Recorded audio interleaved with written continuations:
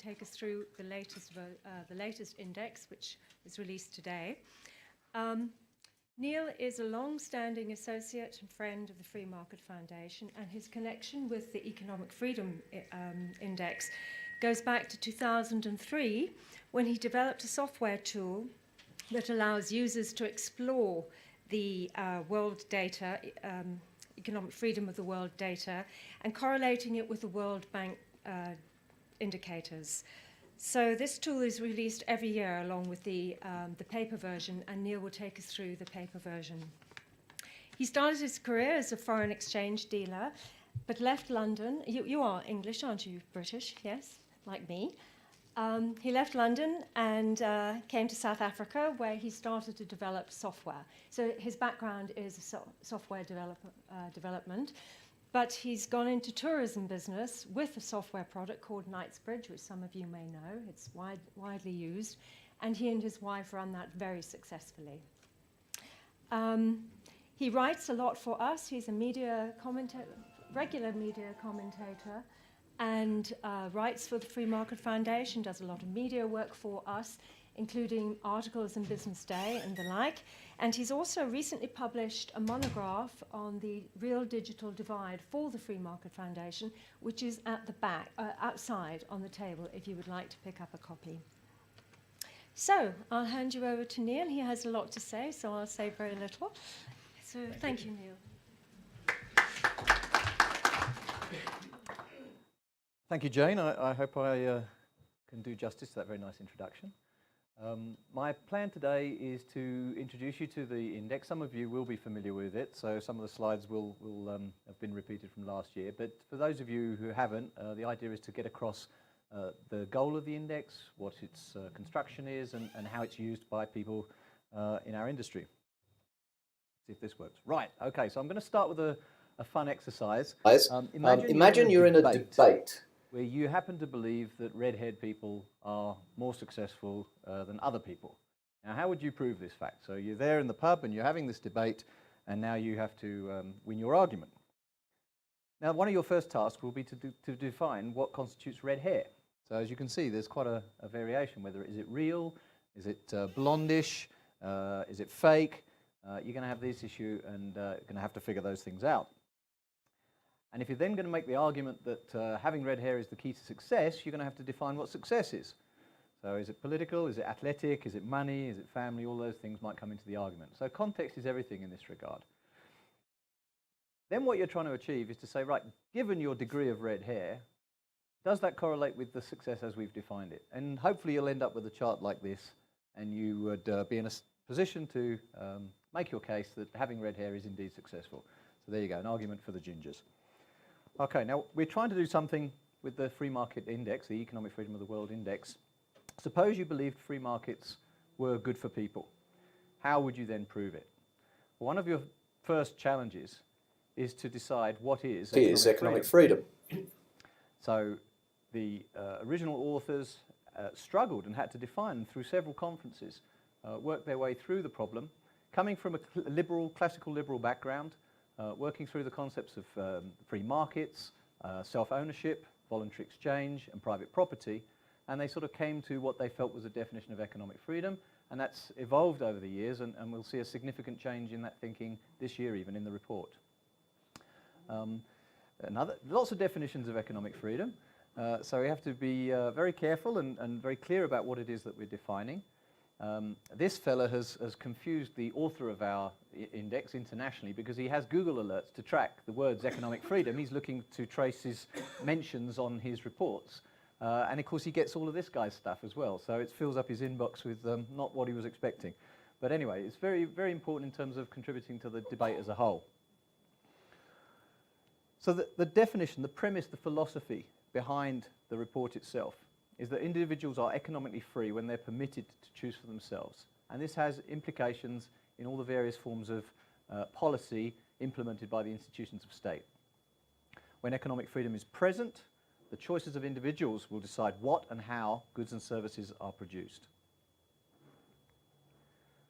Now, the report has a 31-year history. It goes back to the late 80s when this debate started at sort of a Mont Pelerin society. And one of the biggest contributors or intellectual contributions was from Milton Friedman and Michael Walker from the Fraser Institute. And they set about trying to define their understanding of freedom in a way that they could quantify. And we go back to like our red hair. How are you going to define it? It's an amorphous concept. You've got to nail it down. So their goal was to make sure that the index measured the degree to which institutions implemented policies that were consistent with economic freedom. So there they're trying to scorecard policies and institutions of government in countries around the world. So we can think of the EFW measure then as a degree to which scarce resources are allocated by markets rather than by the state, and that those choices are made by individuals rather than politicians or bureaucrats. Come to a bit more of a formal definition then. So the emphasis is on private property, the rule of law, free trade, sound money, and the limited role for government. Just a little bit background to the institution of the report itself. It's created or managed by the Fraser Institute in Canada. The authors are Professor James Gwatney and more so these days Professor Robert Lawson, who was his PhD student. He's very much taken on the mantle of producing the data each year. And we actually, in the international report, South Africa gets its own chapter this year, which I thought was quite interesting. Bob is a very big friend of South Africa. He's been here several times, and his daughter actually attended UCT last year and stayed with me several of those times she was here. And so he loves that, and I was very pleased to see that South Africa was in the report this year as a whole chapter. Okay, so when you put together an index like these, there are many indices. You see the World Economic Forum came out with their data 2 days ago. It's an ideological proposition. So you're going to have enemies, you're going to have people that are going to fight it, dispute it, challenge it, and argue with you. So one of the key goals to make this index a scholarly work was to ensure that the data itself was as accurate and non-disputable as possible. So one of its key features is that they do use hard data drawn from the economic statistics of each country, in other words, directly from the state, or from institutions that are reputable, that are compiling these numbers for us. As much as possible, they try to use non-survey data so that it is, in every sense, objective.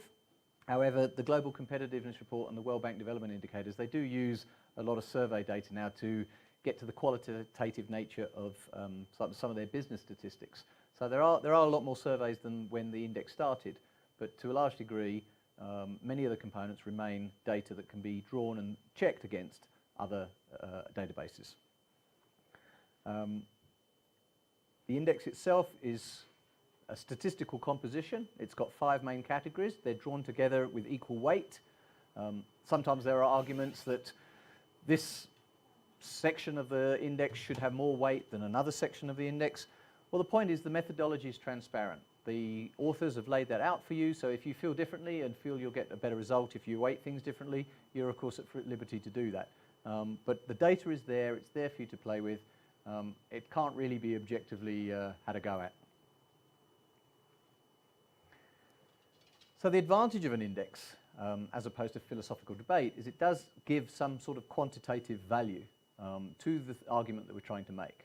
I think there is benefit in an index. We see a lot of, we get the ability to rank countries and compare against peers, whether that might be geographic or at income level. But you end up with this concentrated, this distilled essence of what we believe economic freedom to be. And through the use of this index and functions like this, we can put pressure on governments to make sure that they look at policies that are going to affect those scores, we feel, in a detrimental way.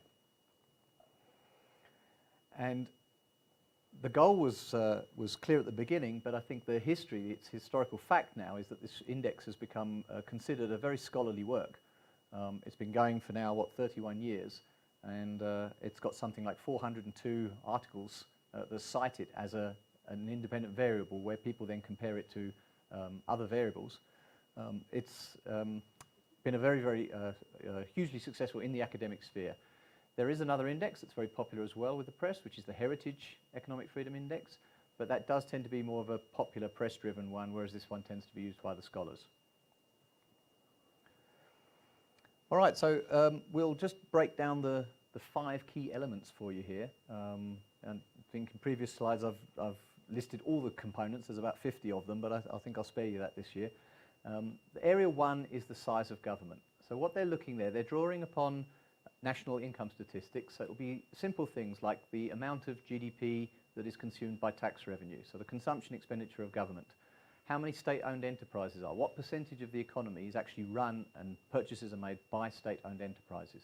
What's the level of the highest marginal tax rate? So they're looking there at how big the government is and to what effect it takes decisions away from you personally. The second category is the legal system and property rights. So there they're trying to isolate the rule of law issues.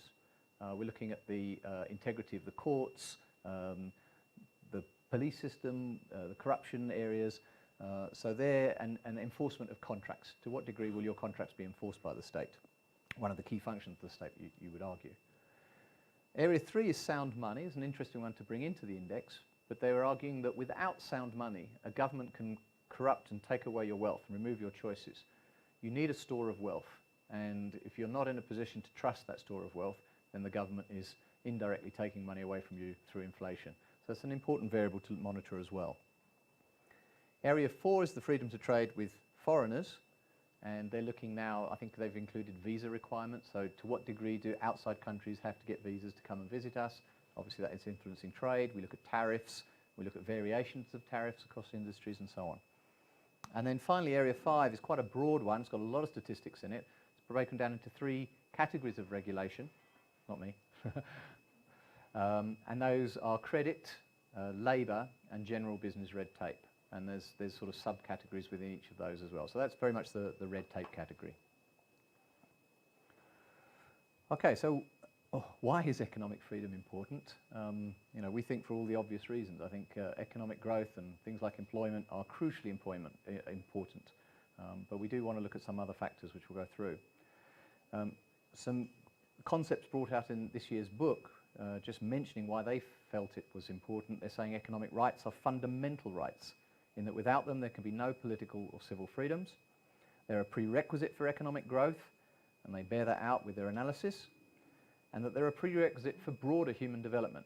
And we're going to explore that through some of the other charts that I'm going to show you now. So, in a nutshell, this is why we feel economic freedom is important. People who are economically free in the top quartile tend to earn, what's this now, something like 8 times more than the countries who are in the least free quartile. It's really quite a stark correlation across those categories.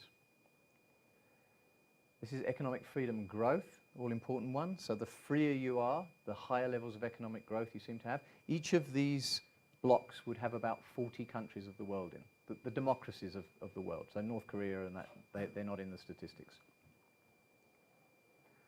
This one I find is always very interesting. It's the life expectancy.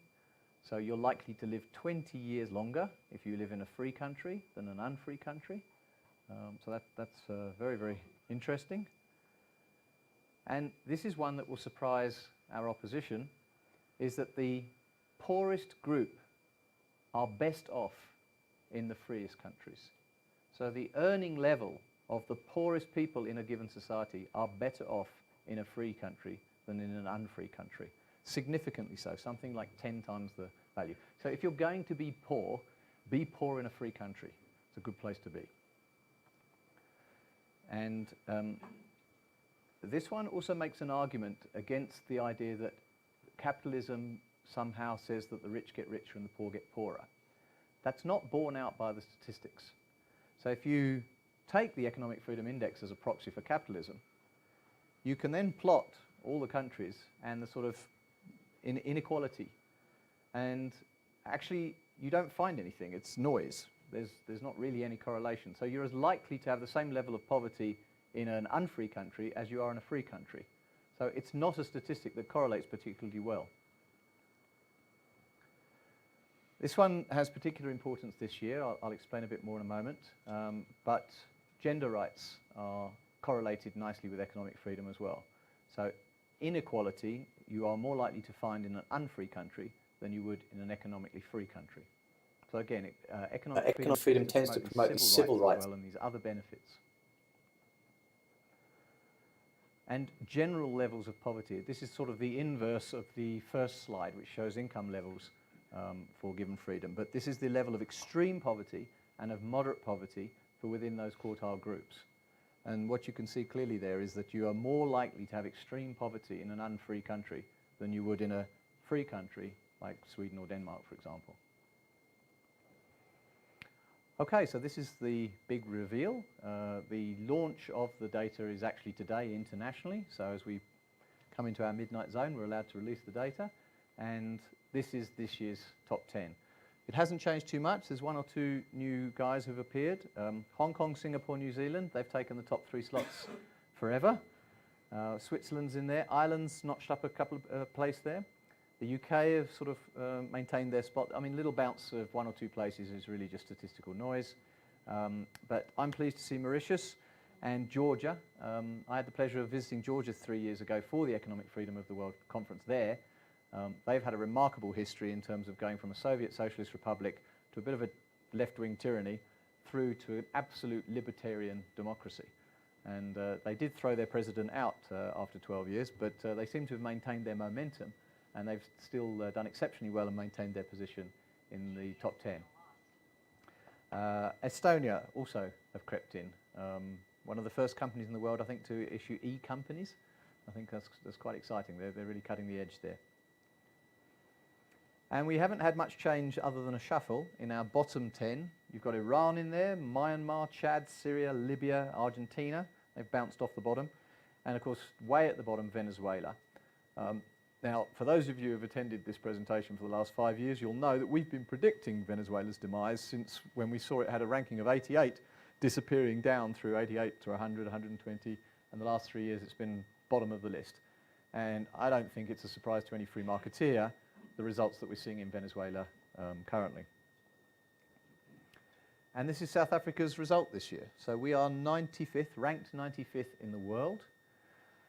Last year we were 105. There's a temptation to think that we've done better, but our actual score has fallen. We are less free this year than we were in 2015. We're a 2-year lag on the data. So we are worse off, although our ranking has improved. Other countries have done worse. This is the history of South Africa for the last 35 years. 45 years. And again, we can see our personal history here, where we had the real troubles, moderately free in the 70s, down to a sort of a crisis point, the Rubicon, some improvement, and then we come into the new dispensation. So we've had a great uptick here, very particularly with the implementation of our constitution. Our Area 2 score leapt as we suddenly implemented sort of a better legal infrastructure. But then slowly, once that correction was made, across the board, all of our other scores have deteriorated. And we've just continued this slow path over the years, unfortunately. This is the breakdown of South Africa's rank within those 5 categories I mentioned earlier. So we have a very large, in comparison to the rest of the world, size of government. We are 134th. We're in the bottom quartile of all the countries. So we have a large interventionist developmental state. This is what they wanted. This is what they've got. And we score, and the Economic Freedom Index is picking up that ranking. This was the ANC's goal, and they've achieved their ends. On the legal system, we're in the sort of mid of the second quartile. So we do reasonably well. We have a functioning court system. The judges are doing a good job. Our contracts are reasonably well respected. We have some problems with the police, inappropriately trained, there's corruption, so on. But generally speaking, we have a fairly reasonable legal system. And we also do reasonably well, or have done reasonably well, on the sound money score. South Africa had a good banking system, we had a good reserve bank, good policies there, and our inflation was under control for many years. The last 5 years, our inflation has crept up quite considerably. And although they can quite brag about 5 and 6%, in terms of our ranking globally, that is not good. I mean, most countries of the world now are on 0 or negative inflation. So we're still losing our money at 6% a year. And if you use the rule of 72, how many of you know the rule of 72? If you divide the growth rate or an inflation rate or something into 72, that's how many years it takes to halve your wealth. So that works out to about 12 years at the moment. So if you retire at 60 with R1,000,000, by 72 you'll only have R500,000 spending power. That's at today's current rates. Okay, so that's quite significant. Our freedom to trade, again, we had a reasonably open economy, but we're still in the third quartile. We have reasonable tariffs. They're kind of across the board, but there are some cherry pickers going on. There's a lot of variation in tariffs. We've upped our visa regime. I know in our own tourism industry we had the whole children and the bridge birth certificates, and so we were restricting the people coming in. Obviously with our geographic closeness to Africa, there were some problems with migration. We're next to a bad neighbourhood, so there were some restrictions that were put in place there, but that has affected our score. And on the regulation side, we don't do too badly. We're still in the second quartile, but the trend is not in the right direction.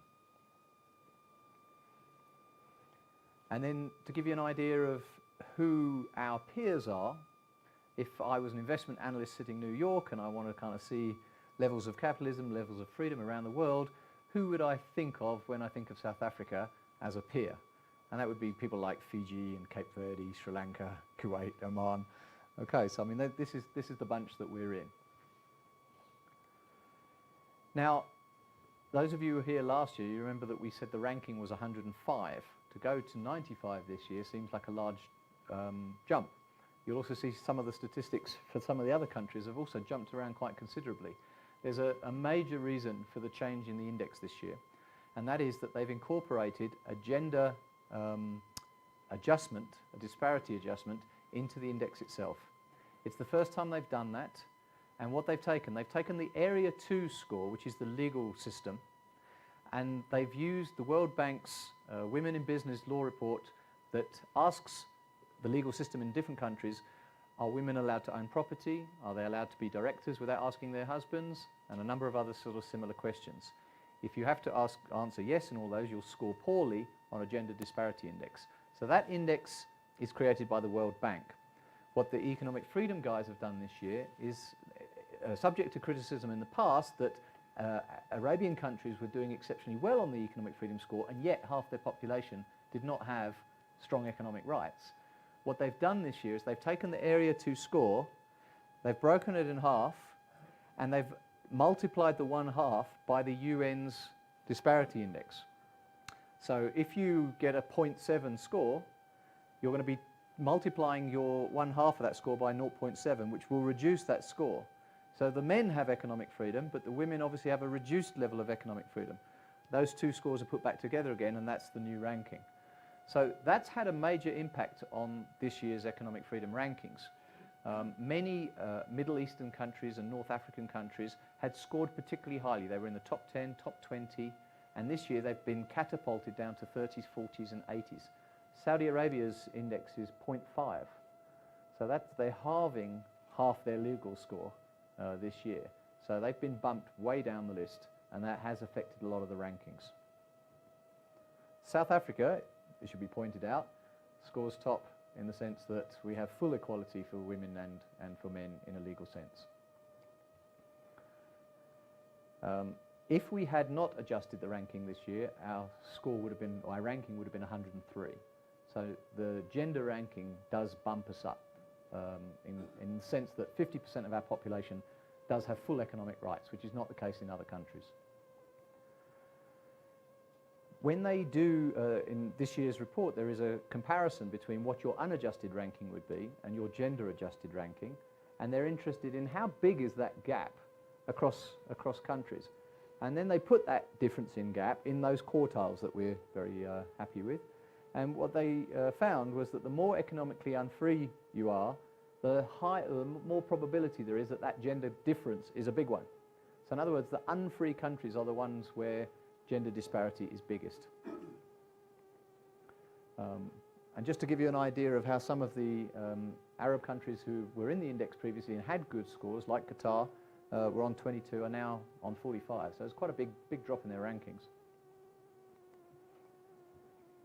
Here's a quick summary of some of the bigger countries, just to give you a sort of feel of where other people are in the scorecard. Does it pass the sniff test, if you like?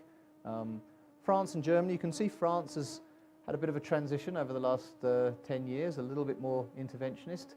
Germany's not really moved very much. This is very exciting, Rwanda. Italy, Mauritius has come up, one of our African peers, the UK. The land of the free has most definitely dropped. They were always in the top 10, but they've been jumping around in the second band, the 10 to 20 for the last couple of years. So a lot of the American institutes have a lot of fun with that, the land of the free, and last year I think they were 18th. So 18th land of the free. Venezuela in at the bottom, and then here are our BRIC partners. So these are the guys that we're throwing our lot in with, and you can see that Brazil has deteriorated from 85 to 137. So expect to see more trouble in Brazil over the next few years. India, we're not seeing good progress there despite the efforts of Modi. Russia doing their thing, and China also got their own peculiar form of capitalism. But the optimistic news, and for Leon, you've been battling away at this, and Eustace for the last 40 years, is that you're still winning. Okay, so if you average all the countries of the world together, economic freedom, generally speaking, is improving. Okay, people, citizens around the world are becoming more free. And I think that's a very, very positive takeaway. Specific to Africa then, let's just have a look at the shining stars. Africa rising, as Time put it.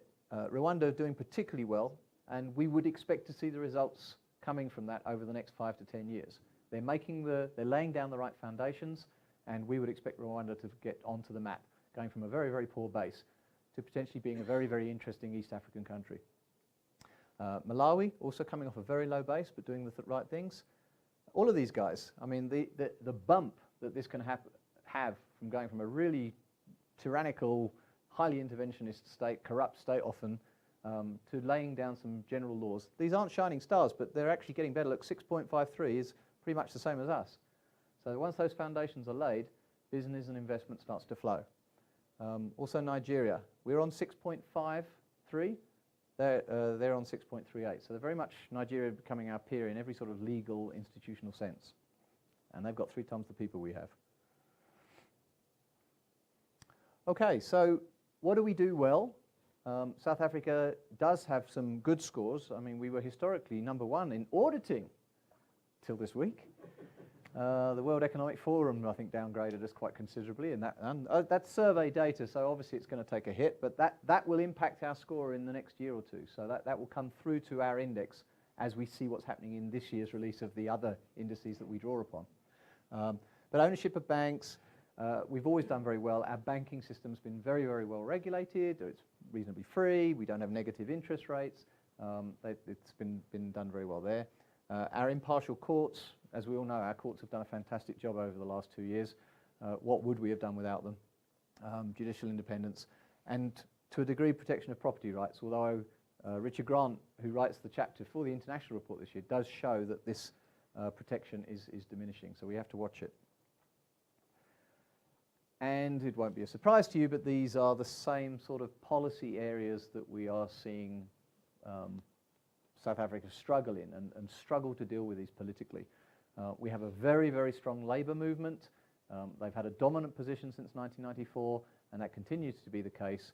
And despite having unemployment of 27%, we continue to maintain labour laws that put us 152nd out of 159 countries in the world.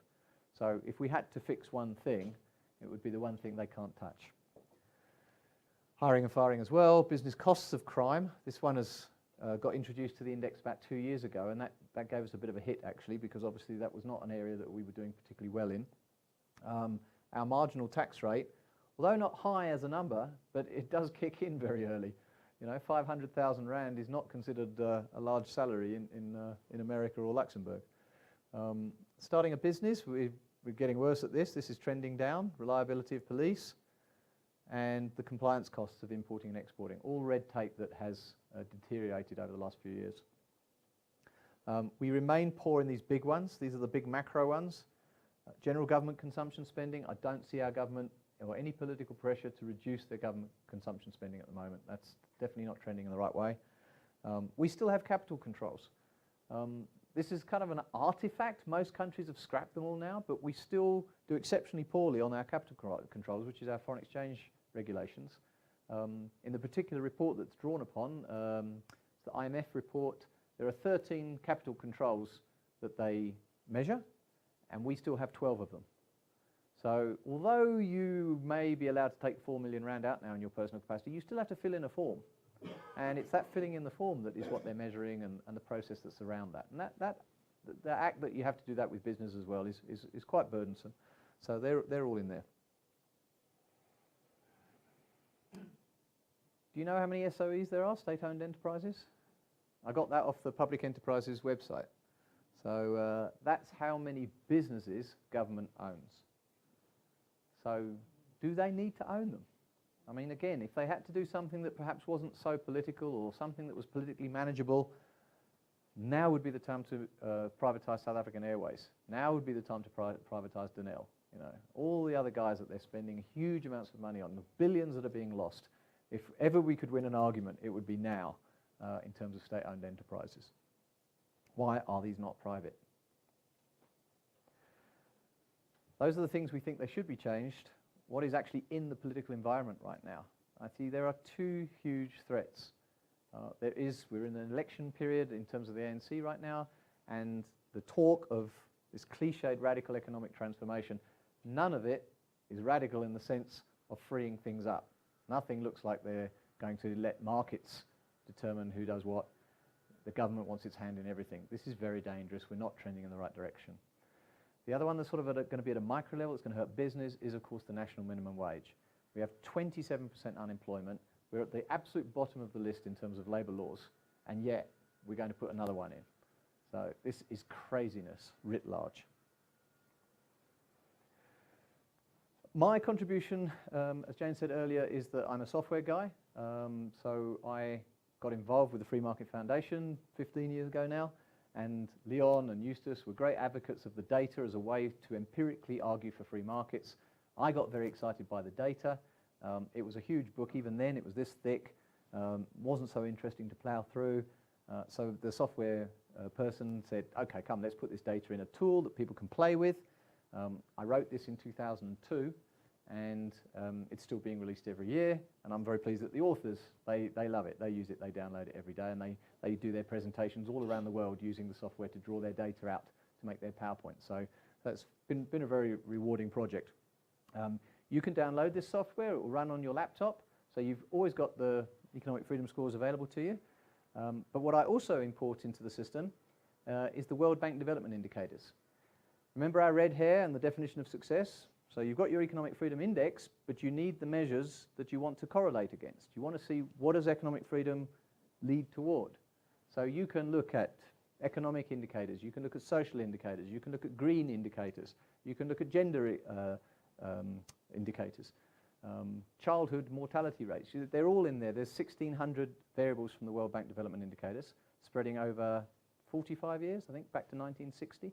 So you can bring all those in, and you can chart the two numbers together, and you can draw those lovely graphs and see if what people make claims about is actually statistically true or not. A couple of years back, we decided to get all fancy, and we created a cloud-based version. So if you're more inclined to access this data in whatever device you want to use, then you might be interested in going to the website efwdata.com, and that's the cloud-based version. It does all the same things, but you've got access to it anywhere in the world.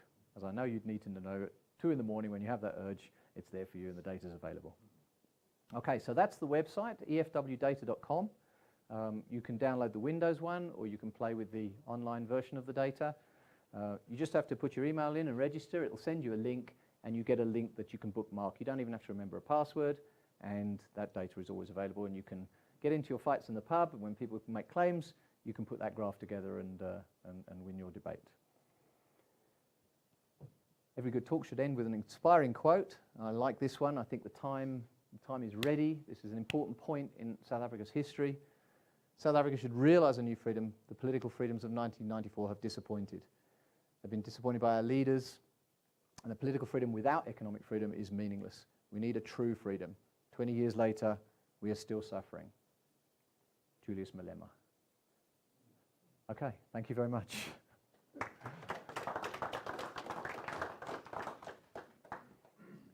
you, Neil.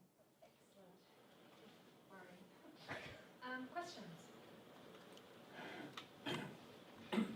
Just a small technical thing, that list of SOEs, which I know government publishes, most of them are not actually SOEs at all. They're control boards, things like the Financial Services Board and so on.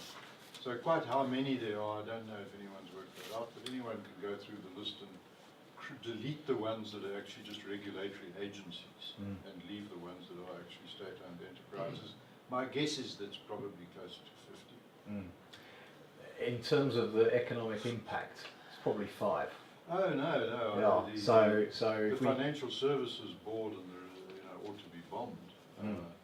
Preferably everyone should go home first. But no, I mean it's a terrible institution, as are many, but they're not state-owned enterprises. That's the point. They're not like SA Airways or Eskom or SABC. Or it is a directly measured index parameter. So area 1C is actually the state-owned enterprise. Most of them, if you can get the list back, you'll see probably fully 4/5 of them are actually not enterprises at all.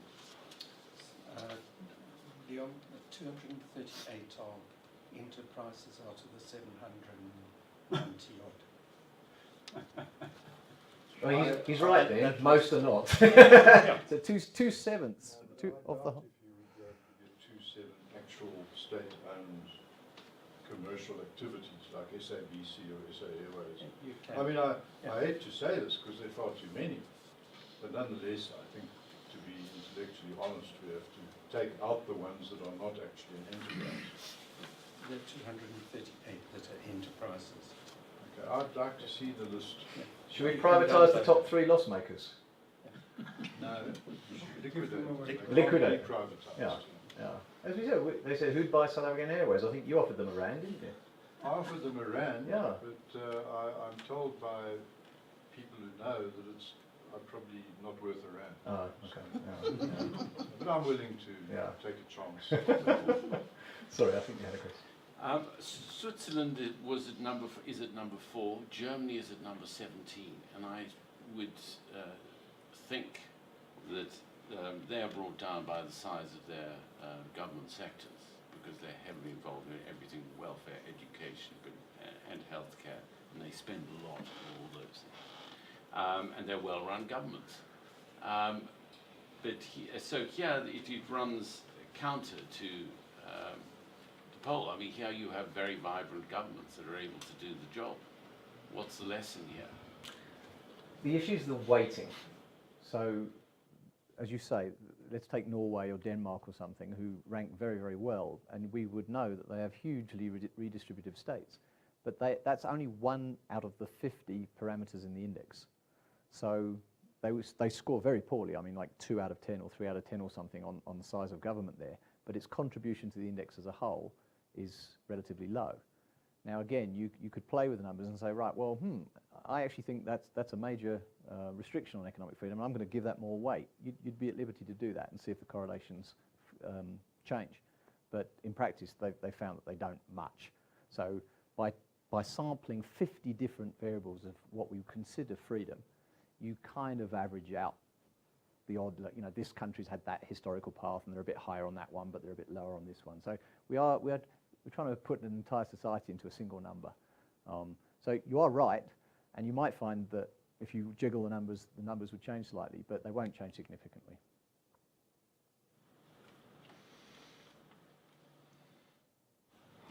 I don't know, Jane, if you want to.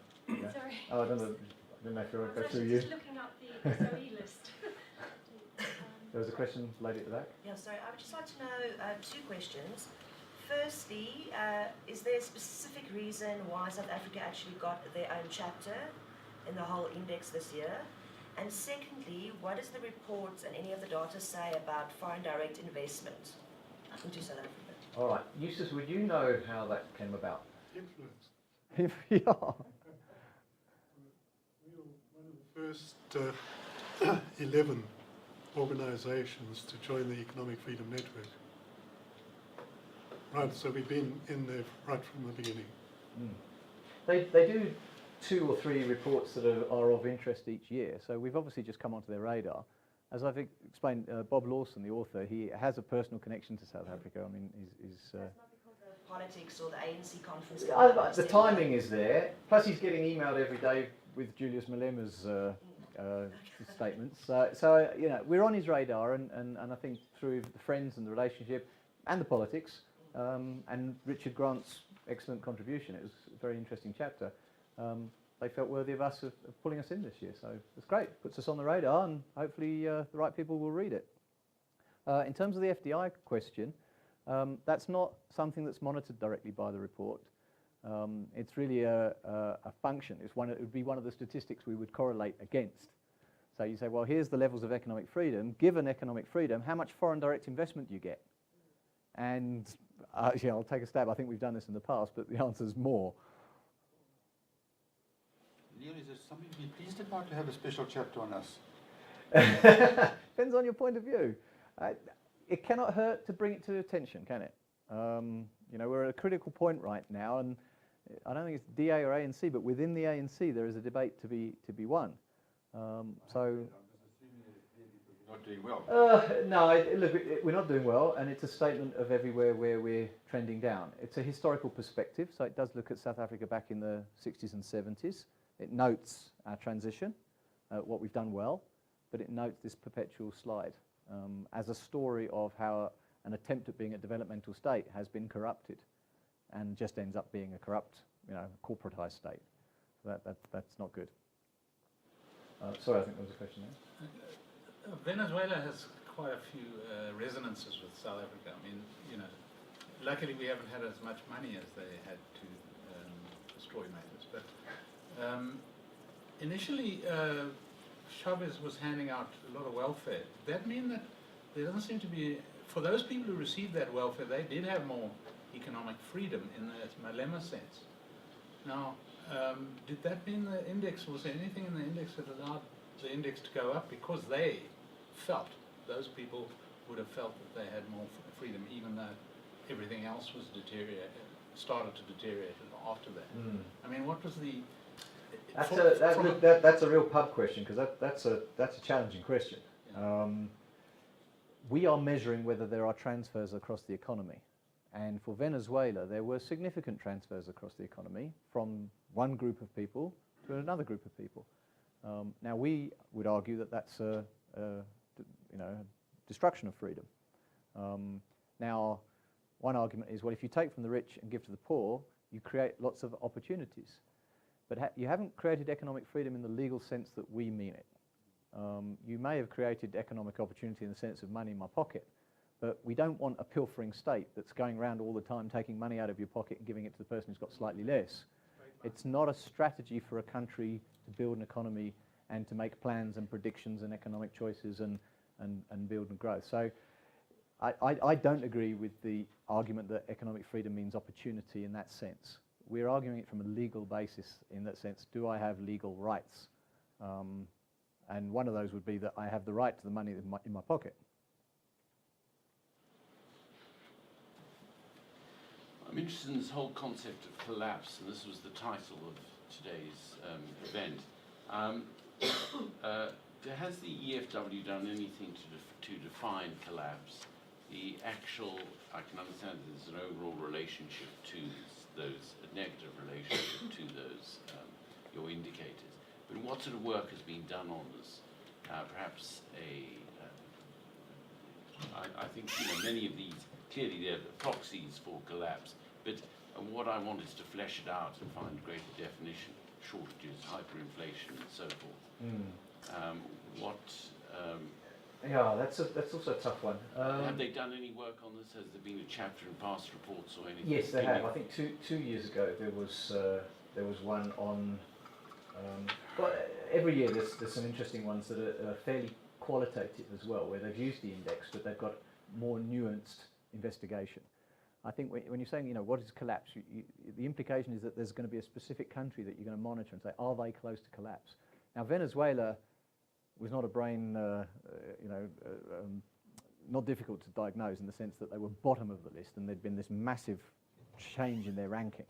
So I think the bells went off on something that clear. It wouldn't be so obvious that South Africa is near imminent collapse because we're bubbling around at 95. I don't think there's anything there that gives us enough of a clue. I certainly think we could go either way, and we'll probably drift slowly in either direction. But you know, it doesn't help to be singing the same story up here 15 years from now, and we still had no economic growth. So in answer to your question, there are some studies that they've done, specific ones. An interesting one was on economic freedom and close borders, 2 countries that had disparate economic freedoms, and what was the refugees. I can download. Yes, all the reports are online at freetheworld.com. You can get all the historic reports there. And yeah, I'd have to have a look in there. I think that's there. I don't remember anyone collapsed particularly. They've looked at different things. The other one in this year's one, which is quite interesting, which is the rise of nationalist parties. So they've done a sort of a qualitative study, but they've used the index in an econometric sense to qualify whether economic freedom is correlated in any way, or the more free you are, whether that's encouraged a backlash. And then there's been increased votes in right-wing parties. They found in the report that it was not. Actually, what they found was there was actually welfare, increased welfare created, and then economic freedom. If you had a high level of welfare, people then begrudged paying it to immigrants, and that created a backlash and right-wing votes. But you'll find sort of more interesting studies at that sort of level, rather than sort of at the aggregated level, which is a bit more tricky. And I think there's one at the back there. Is it you, sir? Oh, no, I thought it was you. Eustace. I think I should add what I said to what I said previously. We did choose an excellent author in Professor Richard Grant, who taught at Wits University, so he was very familiar with South Africa. He's a Canadian originally, teaches in the United States now, and they asked for contributions. We suggested that him, and he then put forward a description of what he would write about, and that's got accepted. That's good. It's worth a read. Any further questions? Neil, you'll be around to answer questions one-on-one if you would like to. There are sandwiches and refreshments at the back. The hard copy of the book will only be available from Monday, maybe tomorrow, but from Monday from us. So next time you come, or if you want to pop by, we'll have a copy for you. But this is available. Did you all pick up one of these? You can have this one, and then I'll leave some of them. Has everybody else got one? Make sure you get one. Neil, there isn't a TV interview now, but afterwards, if you'd like to stay around and chat. But thank you very much. Thank you. It was an excellent presentation.